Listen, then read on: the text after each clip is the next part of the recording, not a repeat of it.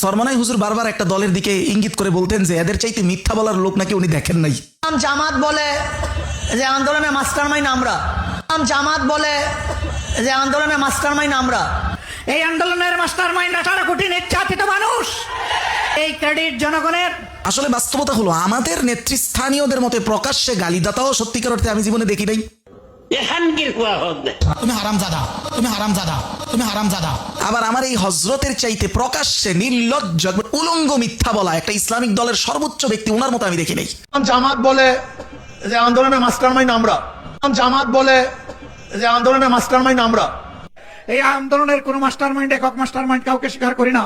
এই আন্দোলনের মাস্টারমাইন্ড 18 কোটি নির্যাতিত মানুষ, এই ক্রেডিট জনগণের, নেতৃত্বের ক্রেডিট আমাদের তরুণ সমাজের। আমি তো মনে করি জুলাই বিপ্লবের আগে শফিক সাহেবকে এদেশের মানুষ ভালো মতো চিনতই না। আমাকে দেখাতে পারবেন না জামাতের কোন লিডার কোন মিছিলের সম্মুখে ছিল, কি শিবিরের কেউ সামনে ছিল, একটা ছবি আমাকে দেখান। যদি আন্দোলন সাকসেস না হইতো তাহলে তাদের বের হওয়ার হাজারো পথ ছিল। এরা আওয়ামী লীগকে বলতো এর সাথে আমরা সম্পৃক্ত না, আমরা আপনাদের পক্ষে ছিলাম। এই জামাত যেখানে যেখানে লাগবে ওখানে ইসলাম ধ্বংস হয়ে যাবে। জামাত লাগছে আলিয়া মাদ্রাসার মধ্যে, আলিয়া কেন? 3 জিনিসের নাম শিবির। কয় জিনিসের নাম শিবির? বেয়াদ্দব, বেয়ামল, উচ্ছৃঙ্খল। বেয়াদ্দব, বেয়ামল, উচ্ছৃঙ্খল, এই 3 জিনিসের সমন্বয় শিবির হয়। শিবিরের ছেলেরা ওরা কি মনে করে, এমন দল করি আমাদের টুপি লাগে না বেটা, আমাদের দাড়ি ঠাড়ি লাগে না বেটা, আমাদের বক্তারা প্যান্ট শার্ট পরার অনুমতি দিয়ে দেয় বেটা। যখন আলিয়া মাদ্রাসায় শিবির ঢুকছে, এই আলিয়া মাদ্রাসা ফাঁসে শুরু হয়ে গেছে। এই আলিয়া মাদ্রাসার সর্বপ্রথম ধ্বংস এই শিবির জামাতের মাধ্যমে। নূর ইসলাম মানে ইসলাম না, দ্বীন ইসলাম মানে ইসলাম না, শামসুল ইসলাম মানে ইসলাম না, জামাত ইসলাম মানে ইসলাম না। এটা মনে রাখতে হবে। ইসলাম নাম দিলে ইসলাম হয় না। আসসালামু আলাইকুম রহমতুল্লাহ। সুপ্রিয় দর্শক, 5 আগস্টের দিনে চরমনাই পীর একটা সমাবেশের আয়োজন করে। সেখানে চরমনাই পীর বক্তব্য দিতে গিয়ে জামাতে ইসলামের নামে মিথ্যাচার করেছে, যা ভিডিওর শুরুতে আপনারা সামান্য অংশ শুনলেন। এটার আবার জবাব দিয়েছে কওমি অঙ্গন থেকে জামাতে ইসলামীতে যোগ দেওয়ার ইসলামিক গবেষক মুফতি আহমেদ শরীফ বিন আসাদ ভাই। সেই ভিডিওটা আপনাদের দেখাবো। তো তার আগে আমি কয়েকটা কথা বলে নেই। চরমনাই পীর কী কী মিথ্যাচার করেছে। চরমনাই পীর মিথ্যাচার করেছে যে 5 আগস্টের আগে নাকি জামাতের আমির ডাক্তার শফিকুর রহমানকে নাকি কেউ চিনত না, এটা একটা মিথ্যাচার। এরপর বলেছে যে জামাতে ইসলামী গোপনে ছিল, তারা মিছিলের সামনে কেউ ছিল না। যদি আন্দোলন সাকসেস না হতো তাহলে জামাতের শিবিরের লোকজন আওয়ামী লীগকে গিয়ে বলতো যে আমরা আন্দোলনে ছিলাম না, আমাদের জেল জরিমানা করেন না, এরকম কথা। তো বাস্তবে যেটা আমরা দেখি যে গত 17 বছর আওয়ামী লীগ যখন ক্ষমতায় ছিল, চরমনাই পীরের বাড়িতে কোনো অনুষ্ঠান হলে তখন আওয়ামী লীগের বড় বড় নেতাদেরকে দাওয়াত করে এনে খাওয়াতো। বিএনপির কাকও দাওয়াত দিত না, জামাতেরও কাকও দিত না, আওয়ামী লীগের নেতাকর্মীদের দাওয়াত করে খাওয়াতো। আপনারা স্ক্রিনে দেখতে পাচ্ছেন। এবং চরমনাইয়ের যে কোনো সমাবেশ হলে সেখানে অতিথি হিসেবে থাকতো হাসানুল হক ইনু এবং স্বরাষ্ট্রমন্ত্রী আসাদুজ্জামান কামাল। এরা অতিথি থাকতো এবং এরা এসে বক্তব্য দিত। তো এখন তাহলে আওয়ামী লীগের সাথে আতাত করে কারা চলেছে? আপনারা দেখেছেন যে কওমি অঙ্গনের এমন কোনো আলেম ওলামা নেই যারা প্রতিবাদ করতো।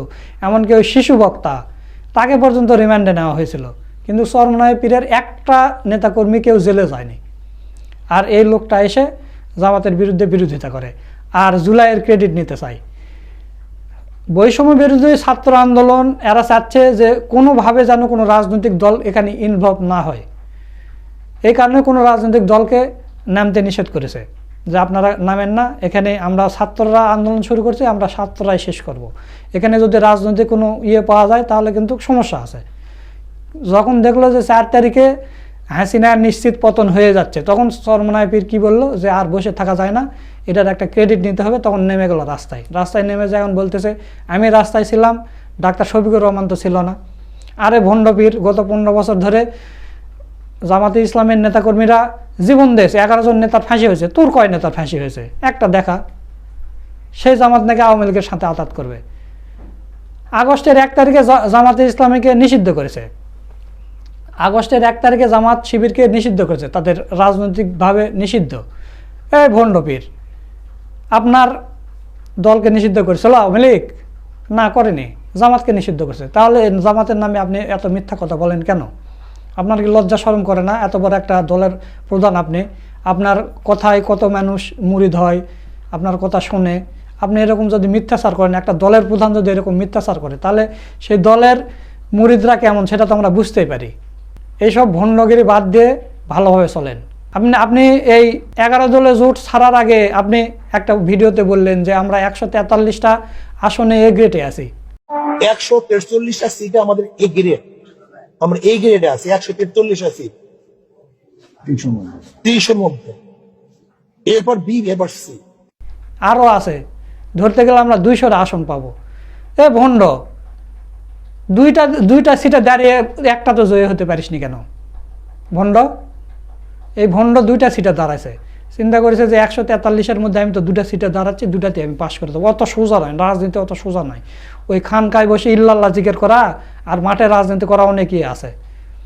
জামাতের বিরুদ্ধে শুধু চিল্লালে হবে না, জামাতের মতো হতে হবে, জামাতের মতো হয়ে দেখান। এত কিছু কারচুপি হওয়ার পরেও জামাতে ইসলামে 69টা আসন পেয়েছে, আর আপনারা পেয়েছেন মাত্র একটা, তাও দালালি মালালি করে। তো যাই হোক প্রিয় দর্শক, চরমনায় পীরের এই মুফতি ফয়জুল করিম, রেজাউল করিম অতটা জামাতের বিরুদ্ধে বলে না, কিন্তু এই ফয়জুল করিমের জন্মটাই হয়েছে জামাতে ইসলামের বিরোধিতা করে, এবং এই লোকটার কারণে 11 দলের ঐক্য ভেঙে গেছে এবং বিএনপি এবার ক্ষমতায়। সে যদি থাকতো বিএনপি অত সহজে ক্ষমতায় যেতে পারতো না। তো এখন আপনাদের এই মুফতি আহমেদ শরীফ বিন আসাদ ভাই কি যুক্তি দিয়েছেন, মুনাফিকের কি যুক্তি গালিগালাজ করার, তো চলুন আমরা সেই ভিডিওটা একটু দেখে আসি। সরমনাই হুজুর বারবার একটা দলের দিকে ইঙ্গিত করে বলতেন যে এদের চাইতে মিথ্যা বলার লোক নাকি উনি দেখেন নাই।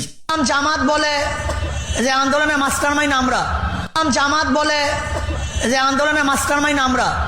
এই আন্দোলনের মাস্টারমাইন্ড 18 কোটি নির্যাতিত মানুষ, এই ক্রেডিট জনগণের। আসলে বাস্তবতা হলো আমাদের নেতৃস্থানীয়দের মতে প্রকাশ্যে গালিদাতাও সত্যিকার অর্থে আমি জীবনে দেখি নাই। তুমি হারামজাদা, তুমি হারামজাদা, তুমি হারামজাদা। আবার আমার এই হজরতের চাইতে প্রকাশ্যে নির্লজ্জ উলঙ্গ মিথ্যা বলা একটা ইসলামিক দলের সর্বোচ্চ ব্যক্তি ওনার মতো আমি দেখি নাই। এটাকে সাইকোলজিতে বলা হয় হোস্টাইল অ্যাট্রিবিউশন বায়াস, মানে একজন হিংসার বশবর্তী হয়ে, বিদ্বেষের বশবর্তী হয়ে ও কারণে নেতিবাচক বা বিদ্বেষপূর্ণ হিসাব করে সে ব্যাখ্যা করে সব সময়। তবে অন্য ভাষায় এটাও বলা হয় যে মোটিভেটেড রিজনিং, মানে সে আগের থেকেই তার ভিতরে যেটা সেট করে আনছে ওইটা অনুযায়ী সে যুক্তি ও ব্যাখ্যা দাঁড় করায়, বা সেটা সহি হোক ভুল হোক। তার মানে হলো উনি যা মুখ দিয়ে বলে ফেলছেন মিথ্যা, তার চাইতে অনেক অনেক বেশি সারাদিন জল্পনা কল্পনার মধ্যে এই দলের ব্যাপারে সে বিদ্বেষ নিয়ে ঘুমায়, বিদ্বেষ নিয়ে ঘুমের থেকে উঠে। এবং মুনাফিকদের ব্যাপারে আল্লাহ এই কথা বলেছিলেন যে ওয়াদ্দু মা আনিতুম, তোমরা বিপদে পড়লে এরা খুব খুশি হয়, এরা চায় যে এরা ভালোই বাসে যে তোমরা একটু বিপদে পড়ো। কদ বাদাতিল বাগদাউ মিন আফওয়াহিহিম, মুখের দ্বারা তাদের যেই পরিমাণ বিদ্বেষ বেরিয়ে পড়ে নিজের অনিচ্ছায় বা ইচ্ছায়, ওমা তুখফি সুদুরুহুম আকবার, তার চাইতে অনেক বড় ভয়ঙ্কর বিদ্বেষ তারা অন্তরে লালন করে। এখন আপনি বলতে পারেন হুজুর এটা তাহলে তো কাফের মুশরিকদের ক্ষেত্রের আয়াত, তাহলে এবার সামনে আরেকটা হাদিস শুনে, ওই হাদিস শুনলে বুঝবেন আয়াত কেন আমি সম্মানের পারপাসে বললাম। আসেন সহিহ বুখারীর হাদিস নাম্বার 7320 নম্বর হাদিস, একই হাদিস সহিহ মুসলিমের 2669 নম্বর হাদিস, মুসনাদে আহমদে এই হাদিস এসেছে 11800 নম্বর হাদিস, আর মাজমুআ ফতোয়া সহ ইবনে তাইমিয়ার ওখানে এই হাদিস এসেছে। রাসূল বলেন লা তাত্তাবিআন্না সুনানা মান কানা ক্বাবলাকুম হাযওয়াল কুদ্দা বিল কুদ্দা, একেবারে তোমরা পায়ে পায়ে পূর্ববর্তী ইহুদি খ্রিস্টান যারা ছিল তাদের অনুসরণ করবা।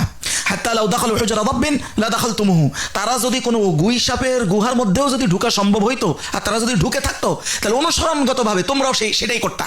তাহলে এই হাদিস বলতেছে পূর্ববর্তী ইহুদি খ্রিস্টানের সমস্ত অনুসরণ এই উম্মাহর মধ্যে আসবে।